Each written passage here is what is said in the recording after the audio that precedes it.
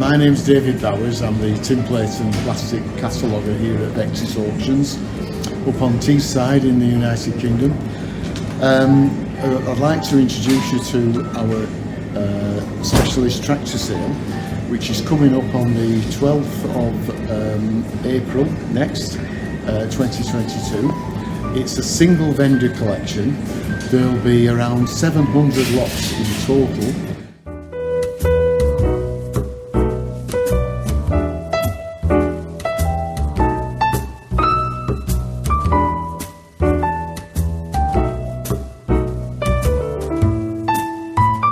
It's a single vendor collection.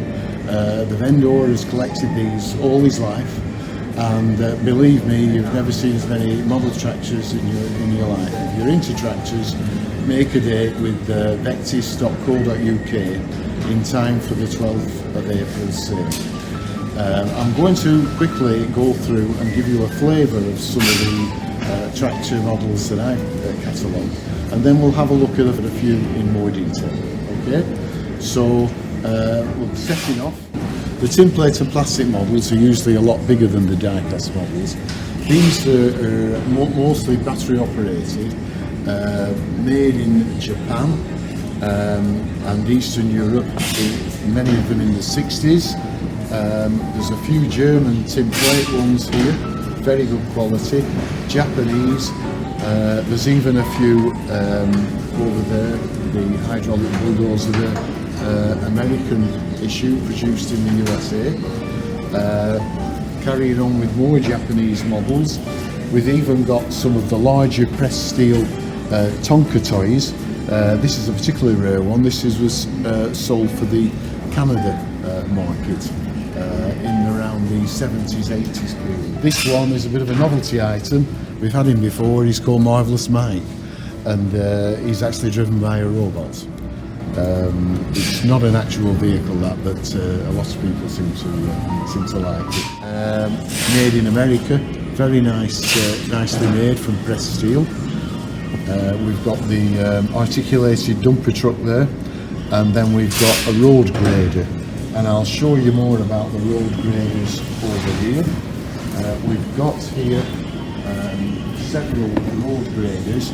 I've left this one out for you to see. It's not in perfect condition, but it's quite a large model. This was made by a company in America called Model Toys, run by a Charles Dopke, made over in the Chicago area of America. And you can see that it's powered from the tractor here with the engine. It's got steerable wheels at the back there, but underneath there's what they call a grader, like a plough. And as the vehicle travels along, it makes the ground nice and level, ready for building a building or a structure, or creating a road and so on. And there are a few other smaller road grader models here, made out of plastic, die-cast metal, and so on. We've even got one here. I'll put this back for now, which comes in a clear plastic case. Which the vendor must have been particularly fond of. Okay, carrying along on this side, we've got more tinplate bulldozers and tractors. On this side, you'll find more crawler tractors. Over here, we've got a couple of nice American ones. This is a Triang one, and this one has been restored. This is a tractor, a tinplate clockwork tractor, from the early 1930s. It's particularly rare because it's got 6 wheels, where usually most of them only have 4. What's happened with this one is it's so rare that the vendor at some time in its life has had it professionally restored. We all tend to look down as collectors upon items that have been restored rather than if they're original condition. But when they're so rare, and when they've been restored to a standard as good as this, then I've given it the benefit of the doubt. He's even had replacement neoprene rubber tracks made. Some very well respected German ones here. Again, the Japanese market, all more or less from the 1960s, these items that we're looking at now. a few plastic models, some very high quality British ones by a firm called Shackleton and Victory Industries in the 50s, is a Vickers Vigor, V-I-G-O-R, tractor from the 1950s. You've got to remember, as children played with toys in the 50s and 60s, they were celebrating the products that they could see out in the real world. Victory Industries were a very well respected British company that made battery operated toys, mainly vehicles and mostly cars, but they did branch out into a crane, a tipper lorry, and this is the crawler tractor. I'm not able to test it, but it comes as a remote control battery operated model. Very well respected, but this is very rare. It's one of the rarest in the Victory Industries catalogue. In the past we've had 4 figures for these. Whether we'll get to that this time, I don't know, but it's certainly in the £300 to £500 mark, particularly because of the condition and the fact that it's got a very nice box. In the same vein, again a British production, we've got a David Brown Trackmaster crawler tractor. Same sort of thing, the interesting construction vehicles. This one's different. This is a pressed steel model, whereas the other one was plastic. It's got a very substantial clockwork motor inside it, which is chain driven. We've also got an interloper here.